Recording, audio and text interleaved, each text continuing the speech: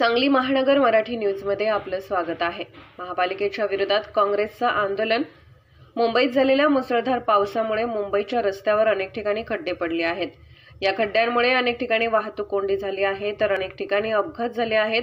या खड्ड्यांमुळे आता काँग्रेस आक्रमक झाली असून काँग्रेसच्या वतीने आज धारावीमध्ये आंदोलन करण्यात आलं। यावेळी काँग्रेसच्या कार्यकर्त्यांनी खड्डे रंगवून महापालिकेचा निषेध केला आहे। तसेच काँग्रेसच्या वतीने मापारी का भ्रष्टाचारी असल्याचा आरोप देखील केलेला आहे। SM मराठी न्यूज सांगली संपादक प्रकाश लोंढे।